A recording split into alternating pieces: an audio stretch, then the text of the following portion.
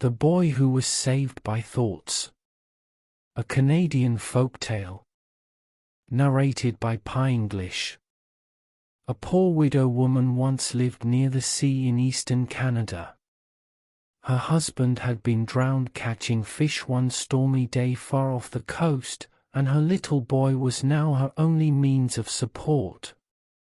He had no brothers or sisters, and he and his mother, because they lived alone, were always good comrades. Although he was very young and small, he was very strong, and he could catch fish and game like a man. Every day he brought home food to his mother, and they were never in want. Now it happened that the great eagle who made the winds in these parts became very angry because he was not given enough to eat. He went screaming through the land in search of food, but no food could he find. And he said, "If the people will not give me food, I will take care that they get no food for themselves, and when I grow very hungry I shall eat up all the little children in the land. For my young ones must have nourishment too." So he tossed the waters about with the wind of his great wings, and he bent the trees and flattened the corn, and for days he made such a hurlyburly on the earth that the people stayed indoors, and they were afraid to come out in search of food. At last the boy and his mother became very hungry. And the boy said, "I must go and find food, for there is not a crumb left in the house. We cannot wait longer." And he said to his mother, "I know where a fat young beaver lives in his house of reeds on the bank of the stream near the sea. I shall go and kill him, and his flesh will feed us for many days." His mother did not want him to make this hazardous journey, for the great eagle was still in the land. But he said to her, "You must think of me always when I am gone, and I will think of you, and while we keep each other in our memories I shall come to no harm." So, taking his long hunting knife, he set out for the beaver's home in his house of reeds on the bank of the stream near the sea. He reached the place without mishap, and there he found Beaver fast asleep. He soon killed him and slung him over his shoulder and started back to his mother's house. "A good fat load I have here," he said to himself, "and we shall now have many a good dinner of roast beaver meat." But as he went along with his load on his back, the great eagle spied him from a distance and swooped down upon him without warning. Before he could strike with his knife, the eagle caught him by the shoulders and soared away, holding him in a mighty grip with the beaver still on his back. The boy tried to plunge his knife into the eagle's breast, but the feathers were too thick and tough, and he was not strong enough to drive the knife through them. He could do nothing but make the best of his sorry plight. "Surely I can think of a way of escape," he said to himself, "and my mother's thoughts will be with me to help me." Soon the eagle arrived at his home. It was built on a high cliff overlooking the sea, hundreds of feet above the beach, where even the sound of the surf rolling in from afar could not reach it. There were many young birds in the nest, all clamoring for food. Great Eagle threw the boy to the side of the nest and told him to stay there.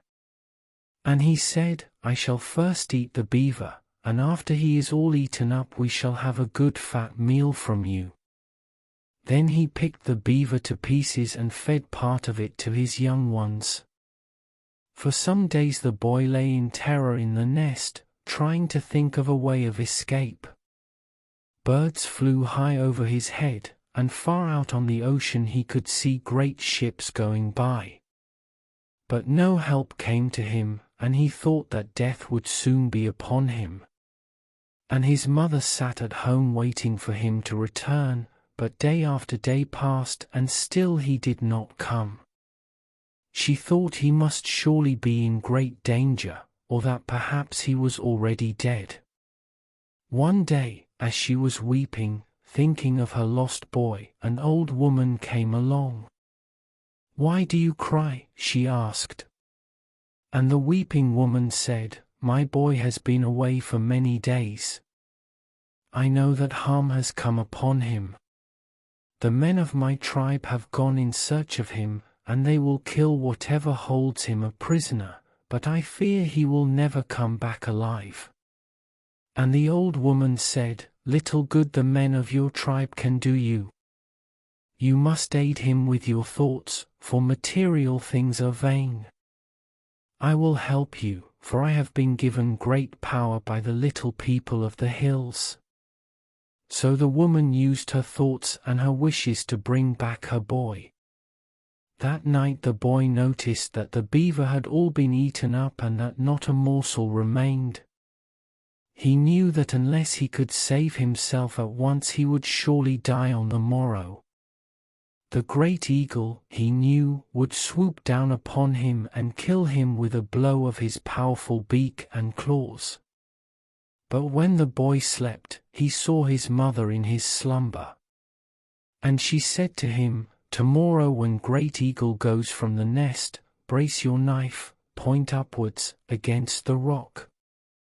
When he swoops down to kill you, his breast will strike the knife, and he will be pierced to death. You are not strong enough to cut through his feathers with your knife, but he is powerful enough to destroy himself." The next morning when Great Eagle went out, the boy did as the vision of the night had told him. He braced his sharp hunting knife, point upwards, against the rock and sat still and waited. Then he heard the young eagles making a great noise and crying loudly for their breakfast. He knew that his hour had come. Soon the great eagle, hearing the screams of his young ones, came flying back to the nest to kill the boy. He circled around above him with loud cries and then with great force swooped down upon him, hoping to kill him with his beak and claws. But instead, he struck the blade braced upwards against the rock. The knife pierced far into his breast, and with a loud scream he rolled over dead into the nest. The boy then killed the young eagles, and he knew that now for a time he was safe. But he did not know how to get down from the eagle's nest, for it jutted out like a shelf far over the beach, and behind it was a wall of rock around which he could not climb. He had no means of making a ladder, and his cries would not be heard upon the beach because of the constant roaring of the surf. He thought he would surely starve to death, and that night he cried himself to sleep. But in the night he again saw his mother in his slumbers. And she said, "You are a foolish boy. Why do you not use the thoughts I send you? Tomorrow skin the eagle and crawl inside the skin. If the wide wings can hold the eagle in the air, they can likewise hold you. Drop off from the cliff and you will land safely on the beach." The next day the boy did as the vision of the night had told him. He carefully skinned the great eagle. Then he crawled inside the skin and thrust his arms through the skin just above the wings, so that his extended arms would hold the wings straight out beneath them. Then he prepared to drop down. But when he looked over the cliff, he was very frightened, for the sight made him dizzy. On the beach, men looked like flies, they were so far away. But he remembered the promise made to him in his slumbers. So he pushed himself from the cliff and dropped down. The wings of Great Eagle let him fall gently through the air, and he landed safely and unhurt upon the beach. He crawled out of the skin and set out for his home. It was a long journey, for Great Eagle had carried him far away, but towards evening he reached his home safely, and his mother received him with great gladness. The boy began to boast of his adventure, and he told how he had killed Great Eagle and how he had dropped down unscathed from the cliff. He spoke of himself with great pride and of his strength and his shrewdness. But the old woman from the land of the little people, the fairies of the hills, who was still present with his mother, said, "Oh, vain boy, do not think so highly of yourself. Your strength is nothing, your shrewdness is nothing. It was not these things that saved you, but it was the strength of our thoughts. These alone endure and succeed when all else fails.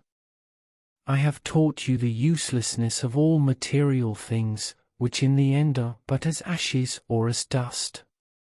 Our thoughts alone can help us in the end, for they alone are eternal." And the boy listened and wondered at what the old woman from the land of little people had said, but he boasted of his strength no more.